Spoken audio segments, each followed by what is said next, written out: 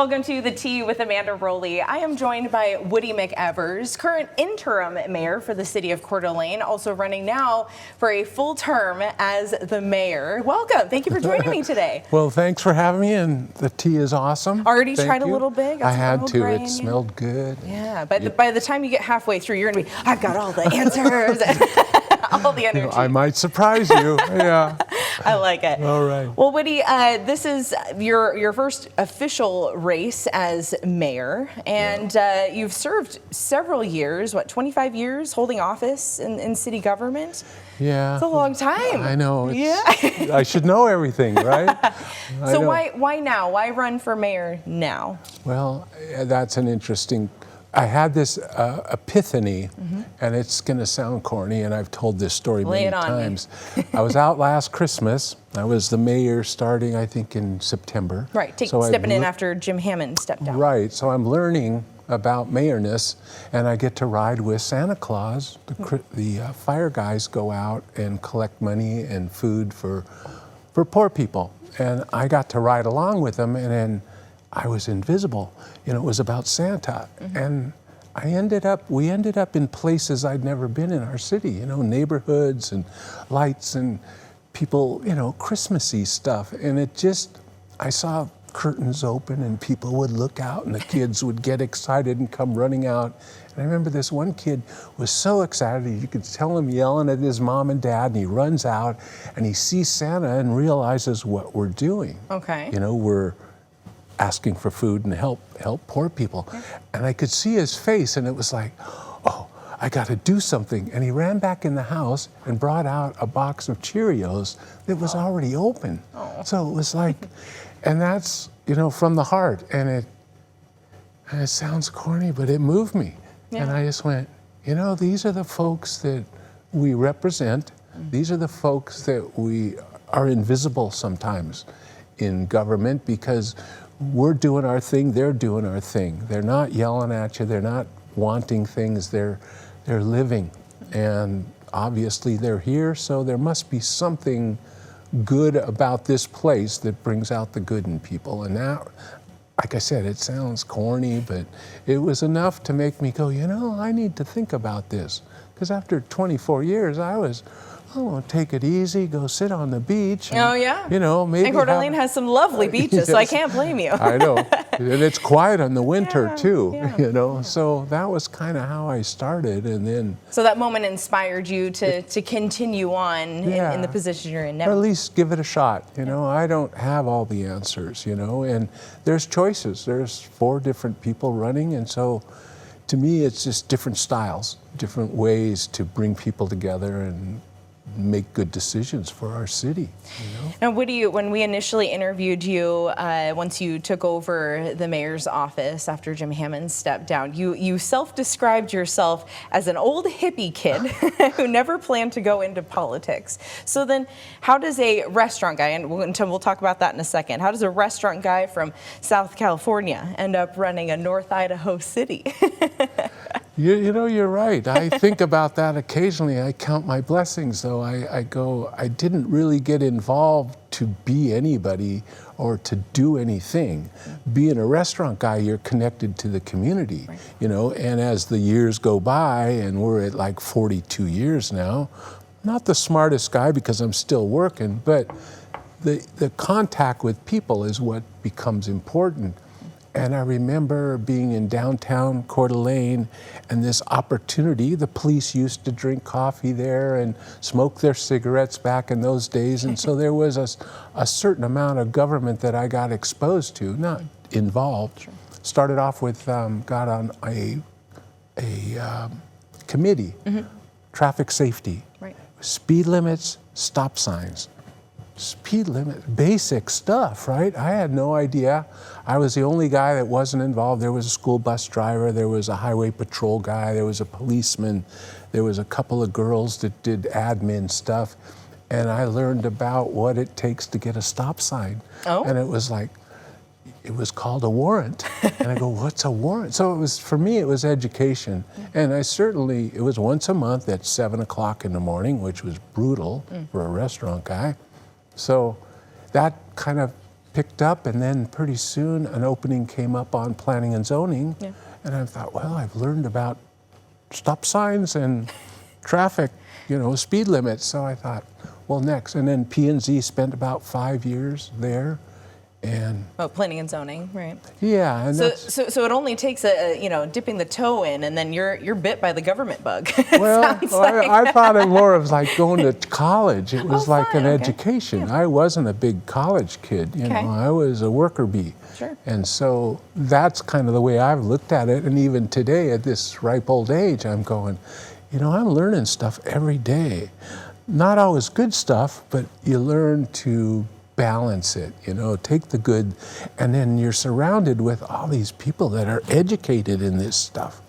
I find it fascinating. Just hang out with a streets engineer guy, and he has this book that tells him how to do everything, and he knows that, Riding along with a park guy when he's mowing the lawns and listening to his world it just hooks me. I like learning new stuff all the time. And so, Woody, you got your start here in Coeur d'Alene, 1977. Yes. Roughly, and you're now you're the owner of Rustler's Roost, and kind of on that note, kind of talking about your experience of bumping shoulders with the cops that might come in and that sort of thing, and having this 42 years, by the way, congratulations. That's well, time thanks. Flies, right? Should have started earlier, right?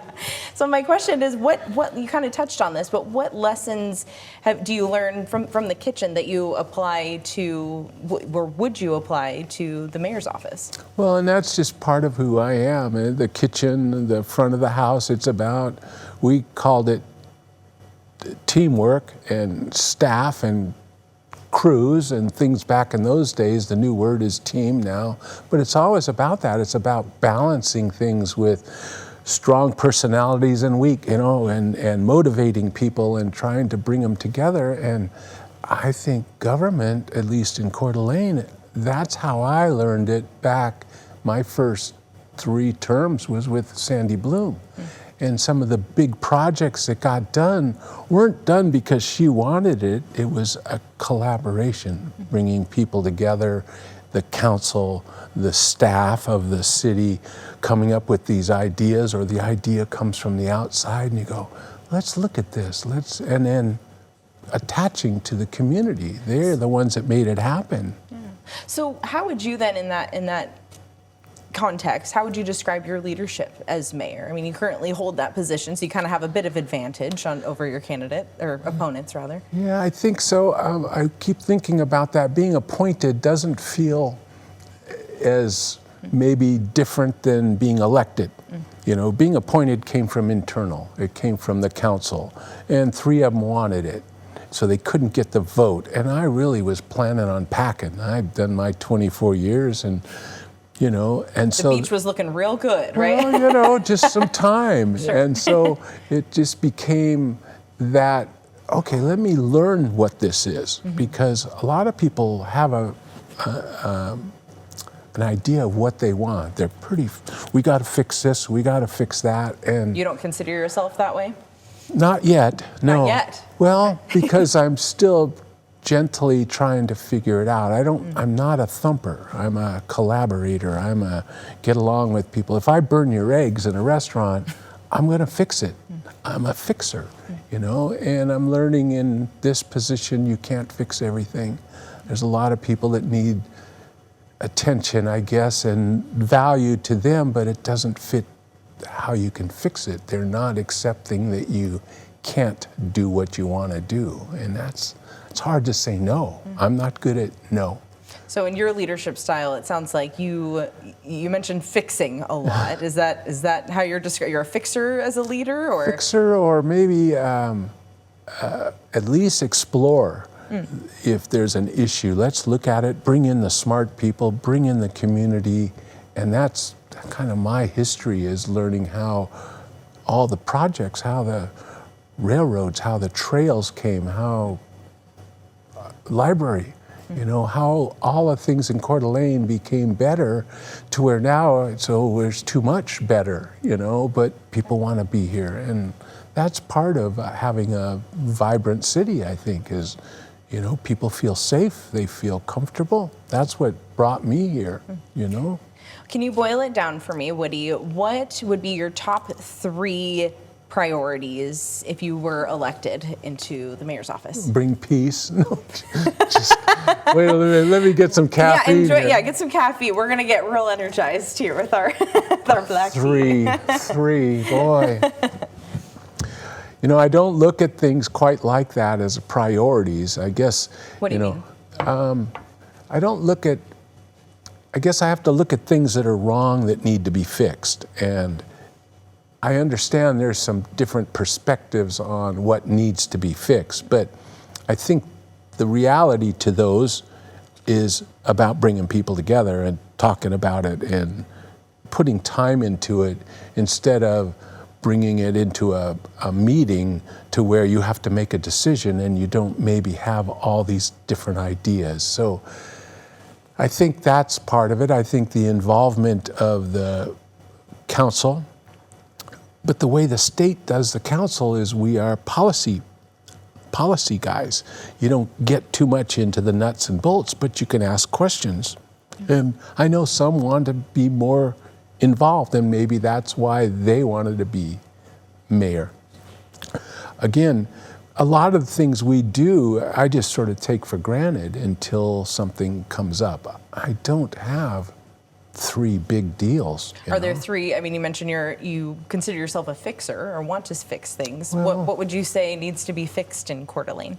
Just communication. Okay. Kind of what you guys do with this. We work hard to have our TV station and tell stories on how we do it and why we do it, and then get people involved. I think it's important. It's always been part of Coeur d'Alene is we reach out to the community. What do you think? You know, most of the things we do starts off with that collaboration thing. So being a fixer is long term.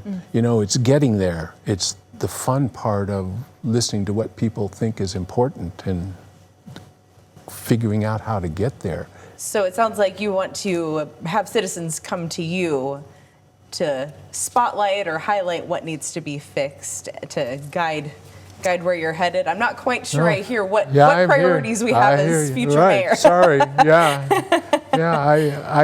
think that's the way it is right now. You know, if you get phone calls, a guy that somebody puts a bagel in his mailbox and it's driving him crazy and we're supposed to fix it, and I'm going, what can you do about a bagel in a mailbox, you know? But it's important to them, and it's frustrating when we don't have an answer. Is it against the law? No.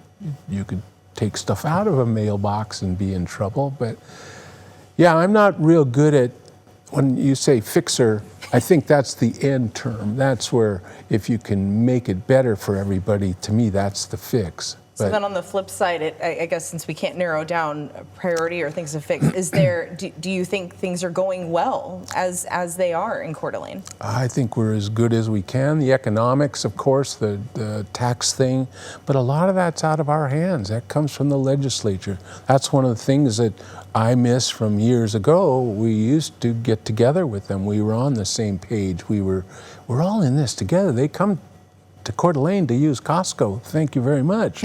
We get credit for the sales tax and stuff. So yeah, that's one. The economics of it. People want to live here. They can't afford it. They want to work here, but I don't make enough money to live here.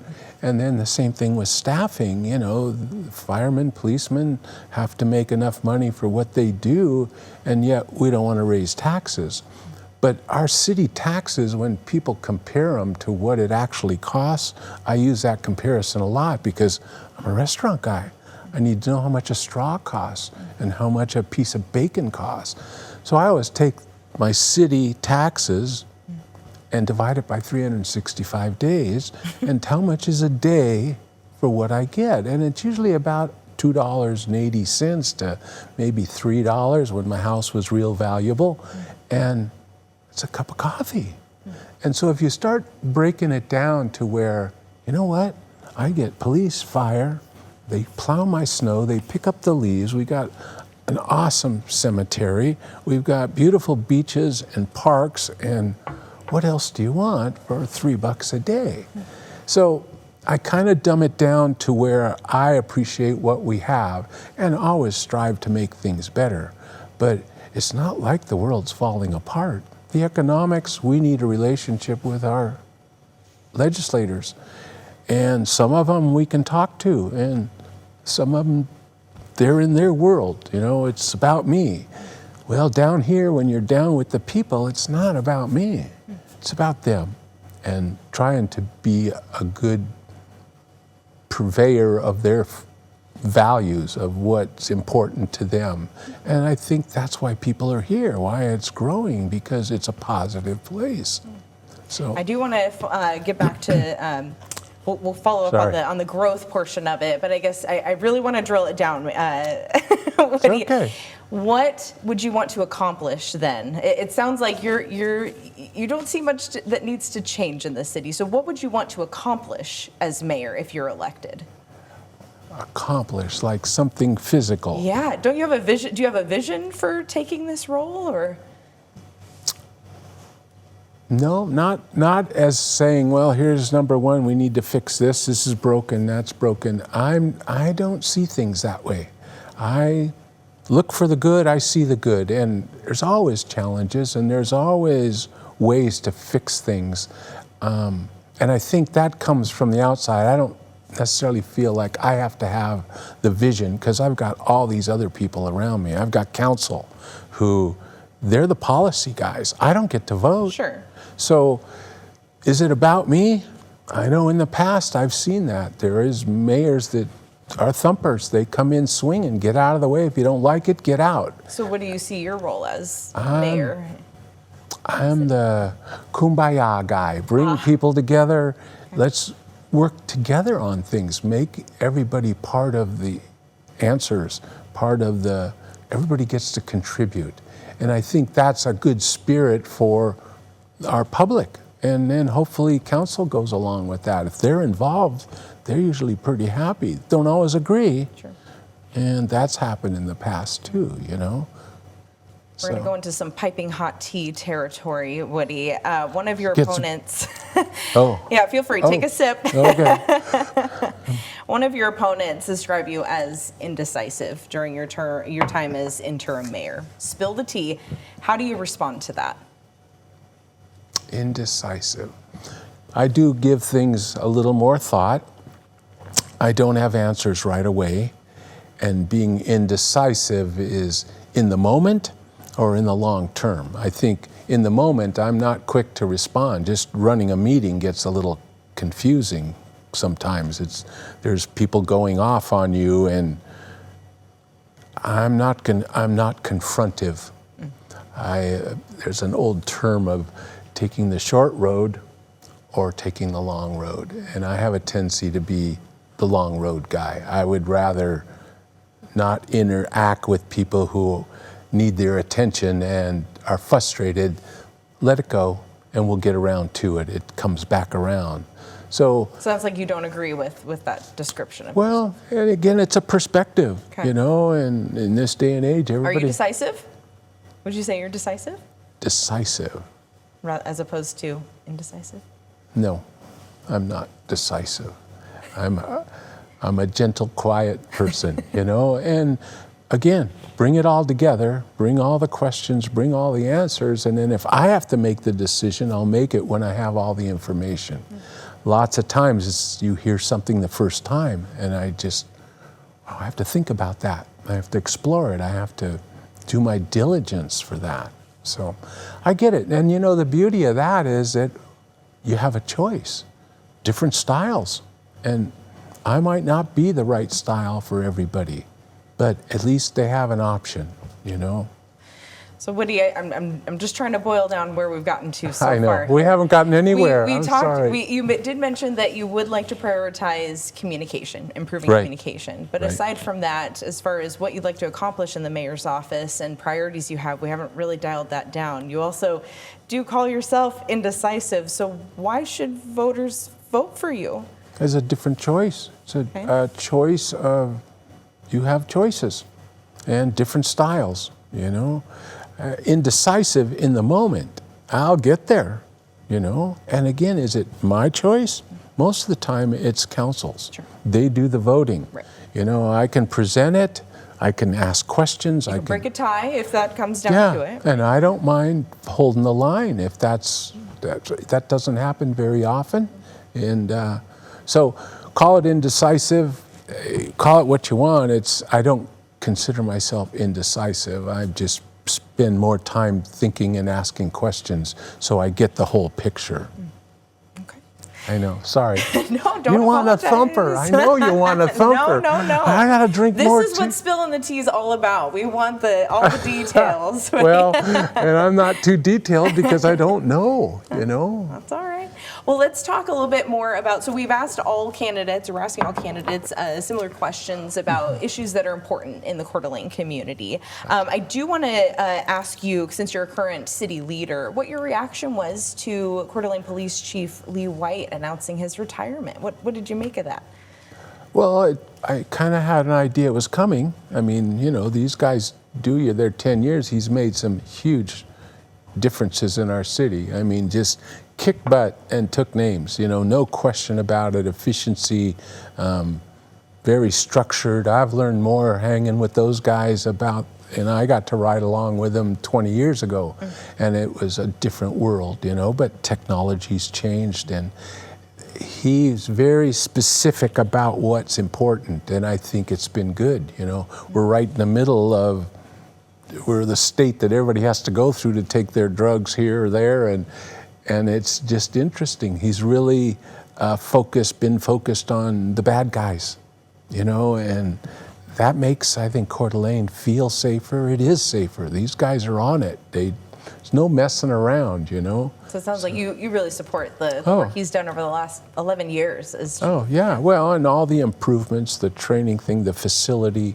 you know, we've always supported them. It's not always easy about money, but police and fire are always the first priorities, you know. So what would you look for in a potential new chief?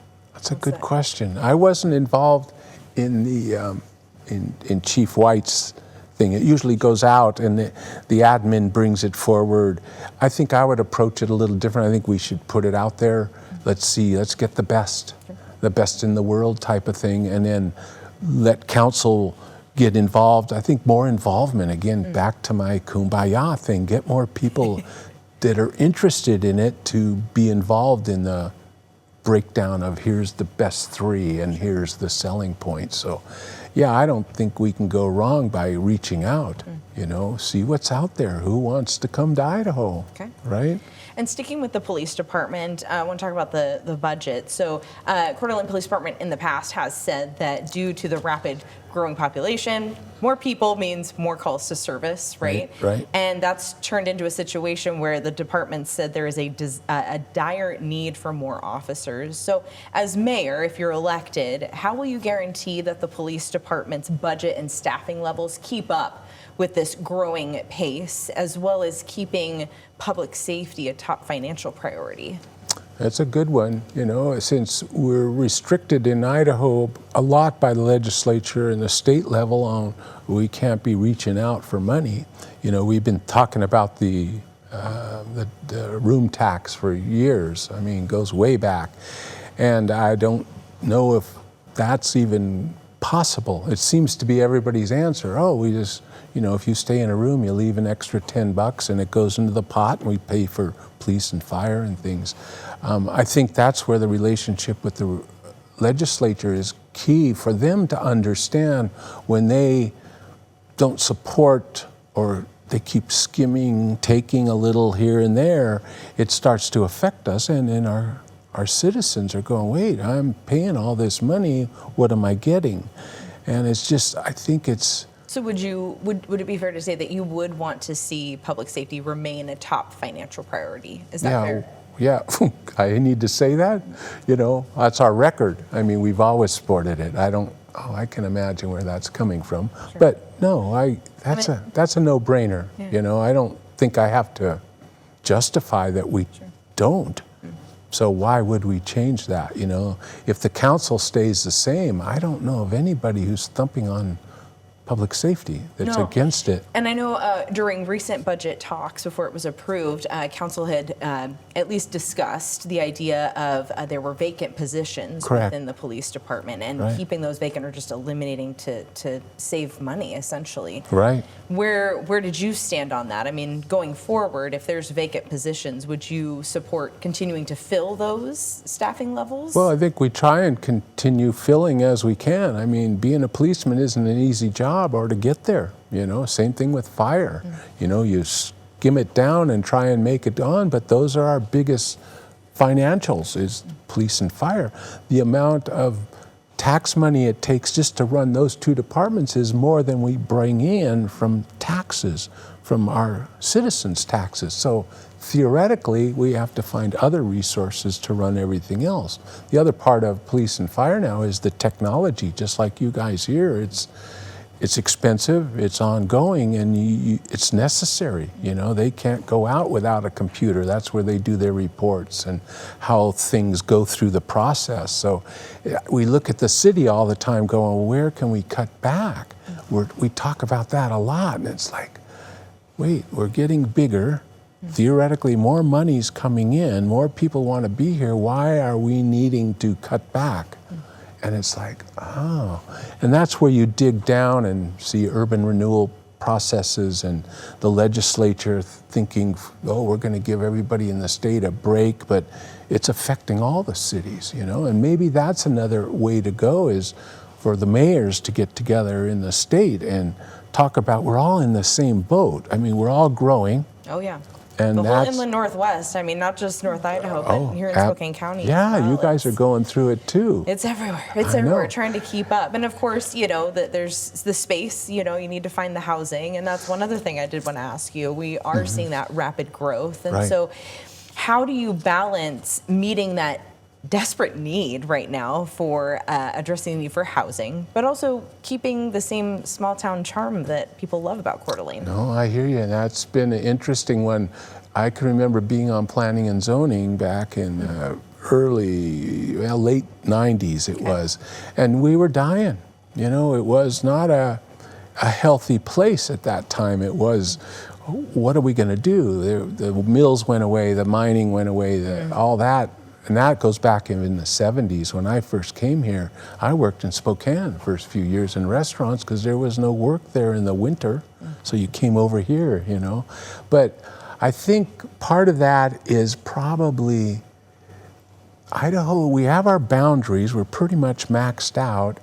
We're doing some high rises. I know they're working on that. Again, bringing people together to say, I don't want any more high rises. Well, then the guy who owns the dirt, who has the buildings, going, wait a minute, this is my dirt, and this was the rule that when I bought it. So there's compromise there, and I think they're going to work on that. We do have some dirt set aside on our urban renewal district to help build some, whatever they call affordable housing. Kiki Miller's been carrying that. She's a monster out there. Get out of the way, Kiki's coming. And she approaches it looking at it analytically from all different sides and all different relationships. That's how I look at things too, but she's down in the dirt, you know, she's down in the numbers. So do you think the city's doing enough to address the growing pains, if you will, right now, and also preparing for future growth? Well, the city can only do so much. Idaho is different from Washington. You know, here they can change rules and stuff. Idaho is a little more restrictive. Growth is based on two things, basically, in Idaho or in Coeur d'Alene, water and sewer. You can't build without sewer and water. Right. So those two industries are the ones that do most of the planning. The streets, you only get so much right away. People own properties. You do the best you can. Right now we're fixing the lights so they coordinate better in each year, you know, and that's a couple $1 million easy, and time during the summer when people are there and you got intersections closed and stuff. So that keeping up on our roads and stuff like that. We went a lot of years, and I remember I was part of it.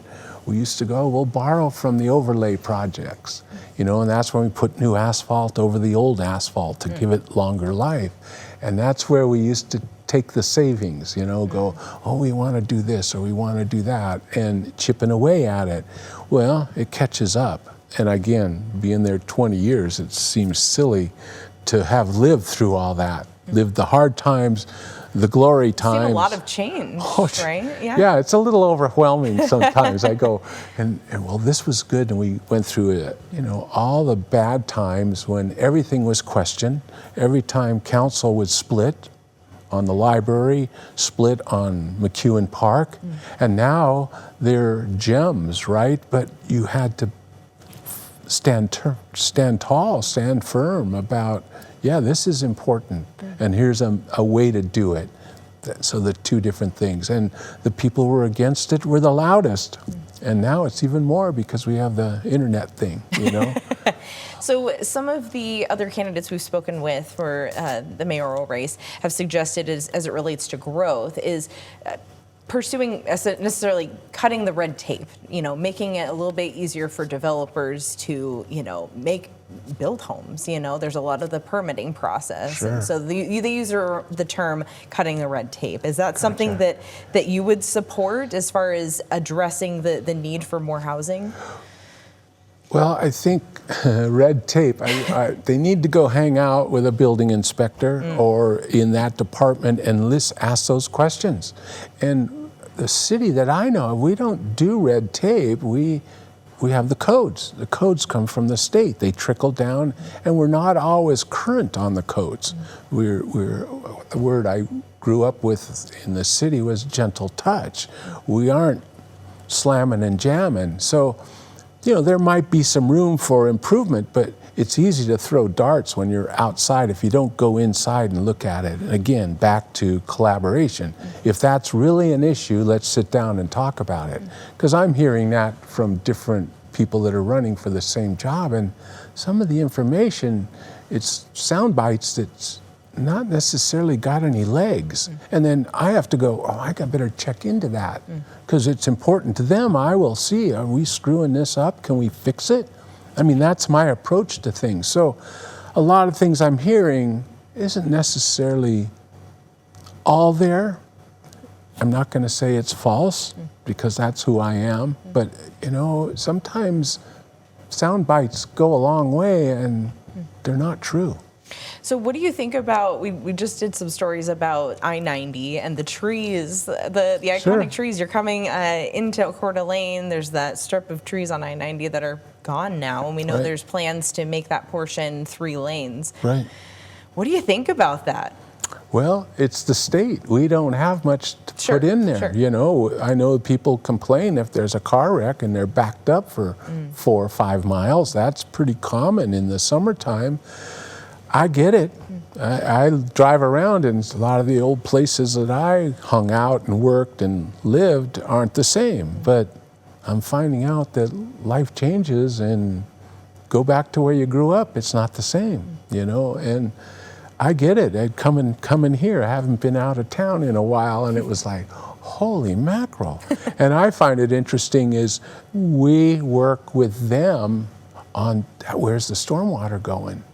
They're buying big pieces of dirt to where they can have a swale to protect our aquifer. Is there a plan in place, right? Well, they come, they spend all the money. This is up here on the state. They do what they want, but there are spots where we get to have some input.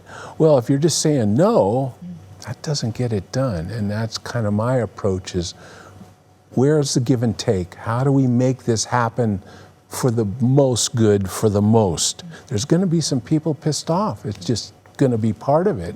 It's just the norm, So I do want to go back on the public safety note, just talking about recent national news that's come out of Coeur d'Alene. More recently over the summer, the Canfield Mountain shooting.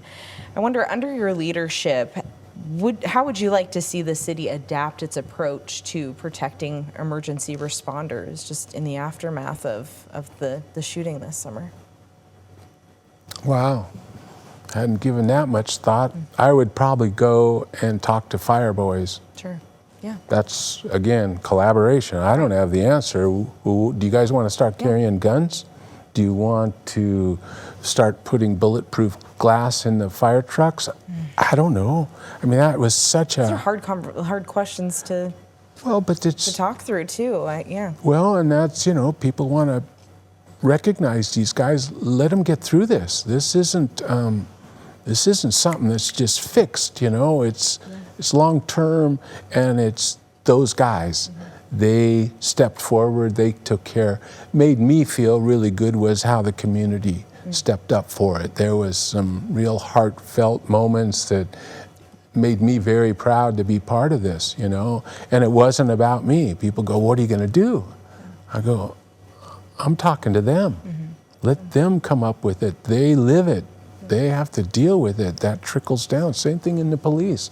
When we lost K-27 and Kralichek, I was on council when those things happened, and it was just like, it stops you, you know. It's going, wait, where are we? Pinch, pinch, right? So you mentioned talking to the fire guys. Right. Are you saying if you were elected, you would initiate having that dialogue with? It's already going on. Oh, okay. Oh, yeah. I mean, this is, and they know when to step back. I don't need an answer. They need to come forward with what do they want. You know, it's if citizens are thumping for it, and I get probably 2 emails a month going, "What are you going to do? What are you going to do to recognize what would these your guys?" answer be? I said, "The fire boys are working on it because it's their world. You know, I'm going to follow what they want and try and make it happen. But at this point, it's too close. Sure. They need time. You know." And thank you for going there with me. And continuing some of the other national headlines, we first had the Patriot Front arrests during the near the Pride event, and then with the racial harassment of the Utah women's basketball team when they were visiting for March Madness in the area. So my question is, as mayor, what concrete steps would you take to condemn these acts and call for accountability? Well, I think we condemn them. The thumpers, the people that are passionately involved, that they want to beat it to death. And to me, well, to sort of the folks that are sensitive to that, maybe. And I mean, I hang out with some of those guys, and I just they kind of go down the street, and but that's your business too. You guys do the good stuff. Help me catch up with what you're saying. They, the thumpers, being victims of the harassment. No, or people the ones who are acting. No, even not them. I'm thinking it's the people that are the internet thing, you know, beating it. That's what I mean by beating it. Just constantly expecting something to happen and just keep going over and over again, keeping it in the news kind of spoke. And I just sometimes wonder, is that the right way to approach it? There's no answer to it other than I know when the police do their part and they go, "Oh, this guy's from Athol or Rathdrum." I mean, they come into our city, you know, and it's like, you guys really think that that's what Coeur d'Alene's about? I don't, you know. You can still walk down the street and say hi to people and it'd be friendly. And I get it. So all it takes is one person to call somebody a name, and it gets in the news, and then it becomes a big issue. And I see more good than I do bad. And the bad's good. But bad does happen, though. It does happen. So help narrow it down for me. How would you address those acts if they were to happen during your term as mayor? Well, they've been happening. You know, I think it's mostly police do their thing. They go down the street and they figure it out. They do videos. They do a lot of behind the scenes, and it's not in the news what they're doing. They wait till they got something to say, "Hey, here's a conclusion." So could we expect you as mayor to call for accountability? Could we expect you as mayor to condemn these type of acts? Oh, condemning is easy. You know, but is that what's important? You know, I guess maybe that's that vision that I haven't quite taken is, you know, as mayor, I get to comment on everything, whether you agree or not. I mean, I've already learned that one, you know. You're not always going to be right in some people's views. So sometimes I think letting the system do what it's supposed to do, giving the data the correct information, is the right pathway. Sorry. Yeah, don't apologize. Well, it's just, you're looking for certain answers, and I just don't have them. I just don't have that vision, It's more about bringing people together and focusing on the good things. The bad things will take care of themselves. That's what police and fire and all the computer people and the attorneys and the county and the state, and it's heavy on the top. We're down here trying to take care of people and give them a safe place to live and grow their kids, and Yeah. Let's see, we're coming towards the end here. As we come to a close, can you help me? I'd like you to finish this sentence for me. Are you ready? Yeah. Can I say yes or no? No, just kidding. I'll try. All right. So if I'm elected mayor, I promise to. How would you finish? Promise. Yeah. You guys, let me ponder that for just a moment. Okay. If I promise. You can sip on some tea and yeah. You know what? I promise to be who I am and try and bring people together. Yeah. I don't have all the answers. I've said this so many times, but the heart is in the right place. We're going to bring people together and figure stuff out as a community. That's just what I bring. One of your choices. Thank you. Thank you very much. You're welcome. And I do have to ask you, I saw on your campaign YouTube channel, you did a lovely skateboarding enactment. Yeah. So let's lay it out. So Okay. current interim mayor Woody McEvers is still rolling after how many years? Too many years, yeah. And you did a campaign video saying for running for mayor, and you took to the skate park and did some Crazy stuff. You were skating. Was that you? Was that you skateboarding? I think I had some helpers along the way. Okay.